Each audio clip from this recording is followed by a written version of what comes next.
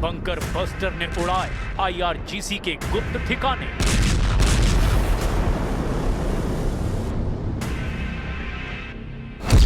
ढाई हजार मरीन का ईरान में स्पेशल ऑपरेशन।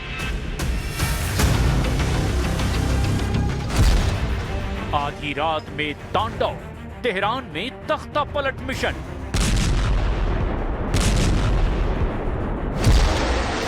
होर्मुज में हाहाकार, ईरान का प्रचंड वार।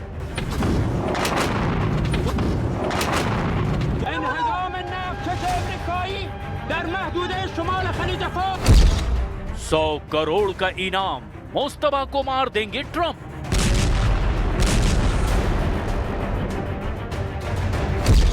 नेतन्याहू ट्रंप का ऐलान, बदल दिया खामनेई का ईरान।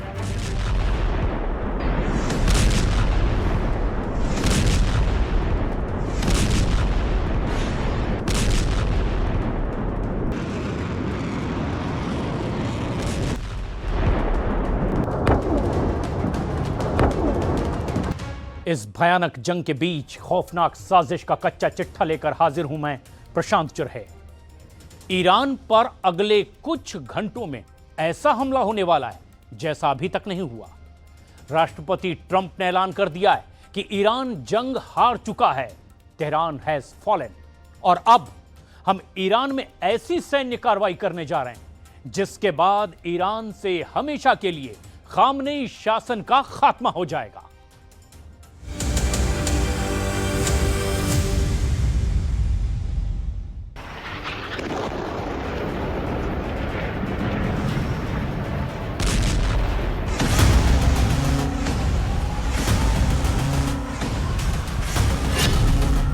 उखाड़ दिया खामनेई का शासन, अगले हफ्ते सबसे बड़ा हमला।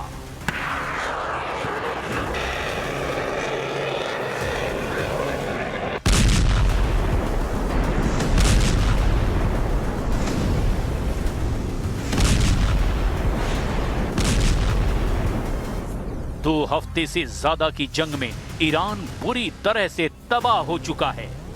हैरानी की बात तो यह है कि प्रचंड नुकसान के बावजूद ईरान अभी तक अमेरिकी और इजरायली अड्डों पर हमले करता जा रहा है। दावा तो यहां तक किया जा रहा है कि पश्चिम एशिया के लगभग सभी देशों पर ईरान हमला कर रहा है। स्ट्रेट ऑफ हॉर्मुज में ईरान के आक्रामक तेवरों से बेशक अमेरिका और इजराइल की नींद उड़ा दी हो, लेकिन अब अमेरिका ईरान से खामनेई शासन को तेजी से उखाड़ फेंकने के लिए नए हथकंडे अपनाकर हमले कर रहा है। दावों के मुताबिक अमेरिकी सेना जमीन पर उतर रही है और करीब 2500 अमेरिकन मरीन ईरान की जमीन पर सीधा हमला करने को तैयार हो चुके हैं। दावा किया जा रहा है कि इसीलिए अमेरिका ने ईरान के सबसे बड़े तेल भंडार वाले इलाकों पर तूफानी और भयानक हमले किए हैं। ईरान के खर्ग द्वीप पर रात भर चले B-2 बम वर्षक, F-35 जेट और टॉमहॉक मिसाइलों के हमलों ने पूरा खर्ग द्वीप धुआं धुआं कर दिया। ट्रंप ने दावा किया कि उन्होंने ईरान के खर्ग द्वीप में तेल टर्मिनल को नहीं उड़ाया है। अगर ईरान हमले जारी रखता है तो इन्हें हम तबाह कर देंगे। यानी वार पलटवार में घटनाक्रम तेजी से बदल रहा है। लेकिन हम शुरुआत करते हैं ईरान के युद्ध से जुड़ी उस ताजा खबर से जिसने पूरे पश्चिम एशिया को दहला रखा है। अगले 100 घंटे में सबसे बड़ा हमला, ट्रंप ने जीत ली ईरान की जंग।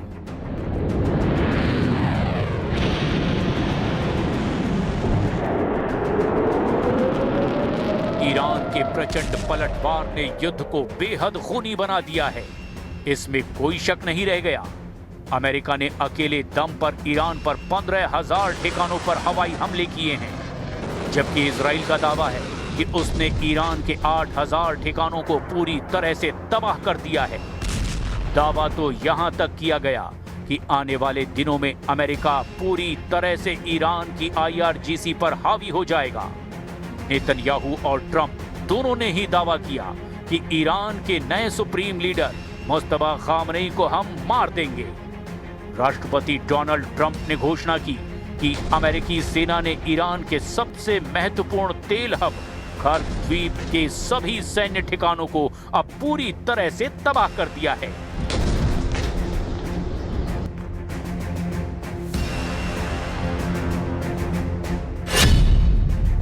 ट्रंप का ईरानी फॉर्मूला, ईरान की आर्थिक ताकत या कहें ईरान की जान कर्ग द्वीप पर होते जरा इन धमाकों को देखिए।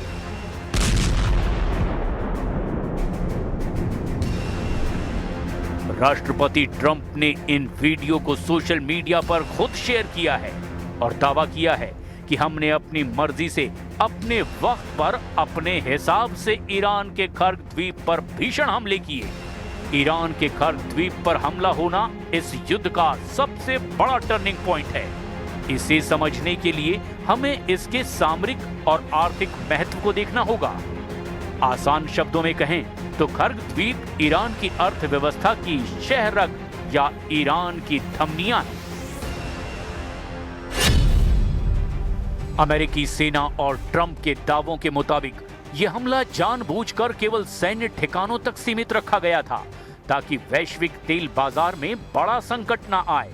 कर्ग द्वीप चुनिंदा टारगेट पर हमले किए गए।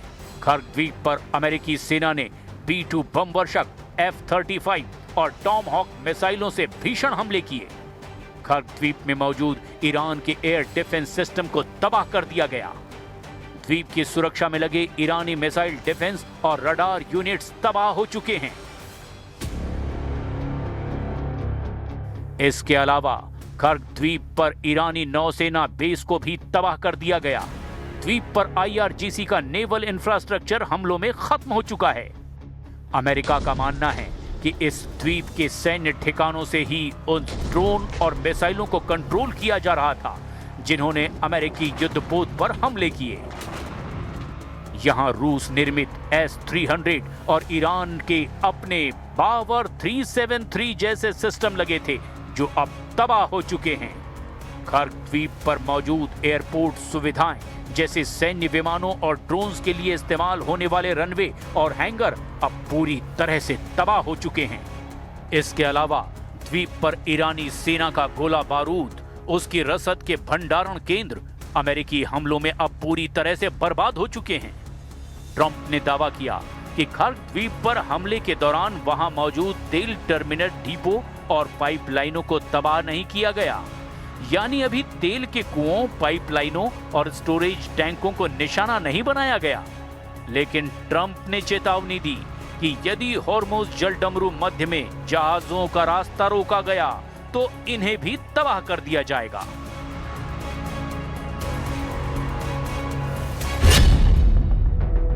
कर्ग द्वीप ईरान का ऑयल एटीएम। कर्ग द्वीप ईरान के लिए कच्चा तेल निर्यात करने का सबसे बड़ा और मुख्य केंद्र है। ईरान अपना लगभग 90% कच्चा तेल इसी द्वीप के माध्यम से वैश्विक बाजार में भेजता है। यहाँ तेल के विशालकाय स्टोरेज टैंक हैं, जहां लाखों बैरल तेल जमा रहता है। अगर ये टैंक नष्ट होते हैं तो ईरान के पास तेल बेचने का कोई दूसरा रास्ता नहीं बचेगा। ये द्वीप फारस की खाड़ी में तट से लगभग 25 किलोमीटर दूर मौजूद हैं। इसकी स्थिति ऐसी है जहां से हॉर्मुज़ जलडमरू मध्य पर नजर रखना और उसे नियंत्रित रखना आसान है। ये एक तरह से समुद्र के बीच में बना ईरान का अभेद्य किला है, जहां से वो अपनी नौसैनिक गतिविधियों को अंजाम देता है। ईरान ने इस द्वीप को बचाने के लिए यहाँ अपनी सबसे आधुनिक डिफेंस प्रणाली तैनात कर रखी है। इधर खबर आ रही है कि अमेरिका के 2500 मरीन कर्ग द्वीप पर पूरी तरह से कब्जा करने के लिए आ रहे हैं।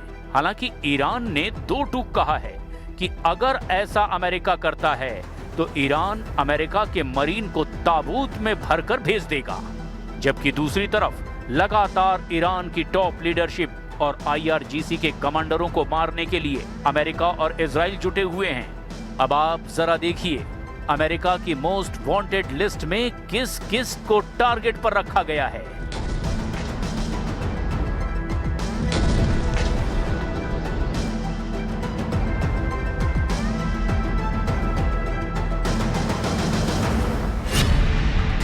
अमेरिका की वांटेड लिस्ट।